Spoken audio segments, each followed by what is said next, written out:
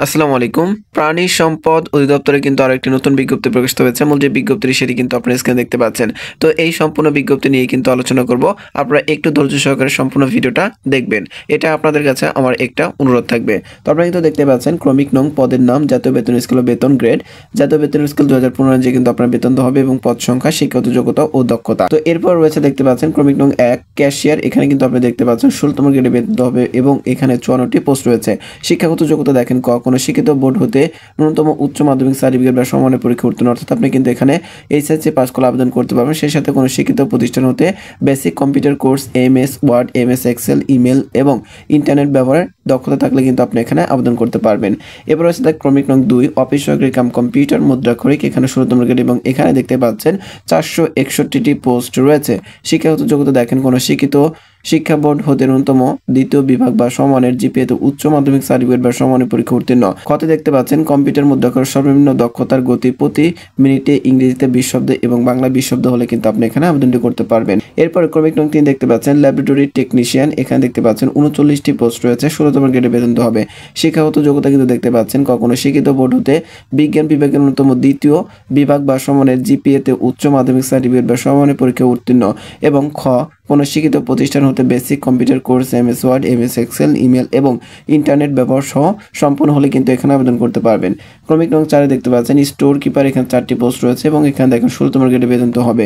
শিক্ষাগত যোগ্যতা দেখতে পাচ্ছেন কোনো শিক্ষিত শিক্ষা বোর্ড হতে ন্যূনতম দ্বিতীয় বিভাগ বা সমমানের জিপিএতে উচ্চ মাধ্যমিক সার্টিফিকেট বা সমমানের পরীক্ষা উত্তীর্ণ।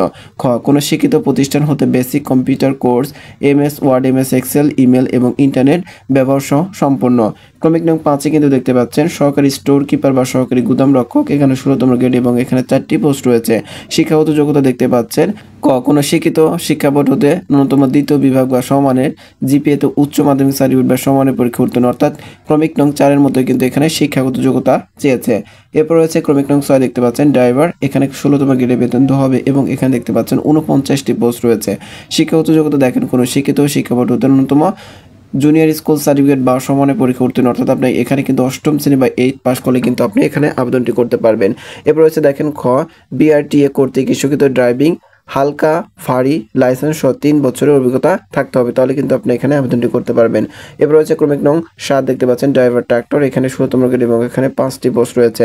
শিক্ষাগত যোগ্যতা কিন্তু ক্রমিক নং 6 এর মতো এখানে চেয়েছে।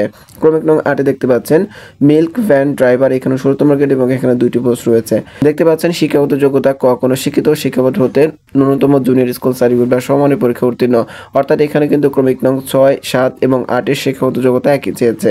ক্রমিক নং 9 দেখতে পাচ্ছেন ট্রাক ড্রাইভার। এখানে 6টি পোস্ট রয়েছে এবং বেতন গ্রেড দেখতে পাচ্ছেন 16তম গ্রেডে বেতন তো হবে। এখানে কিন্তু আগের মতোই শিক্ষাগত যোগ্যতার কথা বলা হয়েছে। ক্রমিক নং 10 দেখতে পাচ্ছেন ড্রাইভার ট্রলি। এখানে 4টি পোস্ট রয়েছে। 16তম গ্রেড এবং শিক্ষাগত যোগ্যতা আগেরটার মতোই। ক্রমিক নং 11 দেখতে পাচ্ছেন ড্রাইভার লরি। এখানে 4টি পোস্ট রয়েছে। 16তম গ্রেডে বেতন দেওয়া হবে এবং এখানে কিন্তু দেখতে পাচ্ছেন শিক্ষাগত যোগ্যতা আগেরটির মতোই। এবং এই বিজ্ঞপ্তির তারপরে যে পোস্টটি রয়েছে দেখতে পাচ্ছেন ক্রমিক নং 12 পিক আপ ড্রাইভার। এখানে 2টি পোস্ট রয়েছে। 16তম গ্রেডে বেতন দেওয়া হবে এবং শিক্ষাগত যোগ্যতা কিন্তু আগেরটার মতোই এখানেও কিন্তু আপনারা দেখতে পাচ্ছেন। এরপর আরও একটি পোস্ট রয়েছে আপনারা কিন্তু দেখতে পাচ্ছেন। এখানে দেখেন তো ক্রমিক নং 13 দেখতে পাচ্ছেন ড্রাইভার পাম্প বা পাম্প চালক। এখানে 4টি পোস্ট রয়েছে এবং 16তম গ্রেডে বেতন দেওয়া হবে এবং দেখতে পাচ্ছেন শিক্ষাগত যোগ্যতা যা প্রয়োজন পড়বে কোনো শিক্ষিত শিক্ষা বোর্ড হতে সংশ্লিষ্ট ট্রেডের ন্যূনতম মাধ্যমিক স্কুল সার্টিফিকেট, ভোকেশনাল বা সমমানের পরীক্ষায় উত্তীর্ণ সহ সংশ্লিষ্ট কাজে 2 বছরের অভিজ্ঞতা থাকলে কিন্তু আপনি এখানে আবেদনটি করতে পারবেন। এরপর রয়েছে আপনার বয়স হিসেবে তারিখটি কিন্তু আপনারা দেখতে পাচ্ছেন। এখানে দেখেন বয়স হিসেবে তারিখ ক্রমিক নং 3 দেওয়া রয়েছে। সকল প্রার্থীদের ক্ষেত্রে 1-2-2025 তারিখ পর্যন্ত বয়সীমা 18 থেকে 32 হতে হবে, অর্থাৎ আপনার বয়স হিসেবে তারিখটি কিন্তু দেখতে পাচ্ছেন 1-2-2025 এবং আপনার বয়স সর্বনিম্ন 18 সর্বোচ্চ 32 হলে কিন্তু আপনি এখানে আবেদনটি করতে পারবেন। এরপর হচ্ছে আপনি কবে থেকে আবেদন করবেন, কিভাবে আবেদনটি করবেন, এটা কিন্তু খুবই গুরুত্বপূর্ণ একটি বিষয়। তো এরপরে এখানে ক্রমিক নং 6 কতে দেখতে পাচ্ছেন আবেদন শুরুর তারিখ ও সময় 11-2-2025 খ্রিস্টাব্দ সকাল 9 ঘটিকা থেকে কিন্তু আপনার আবেদনটি চলমান হয়েছে, অর্থাৎ এখনো কিন্তু আবেদনটি চলমান রয়েছে। খতে দেখতে পাচ্ছেন আবেদনের শেষ তারিখ ও সময় 28-2-2025 খ্রিস্টাব্দ বিকেল 5 ঘটিকা, অর্থাৎ ফেব্রুয়ারি মাসের 28 তারিখ পর্যন্ত কিন্তু আবেদনটি চলমান থাকবে। আপনারা যারা আগ্রহী প্রার্থী রয়েছেন অবশ্যই কিন্তু আপনারা এই সময়ের ভিতরে কিন্তু আপনারা আবেদনটি করবেন।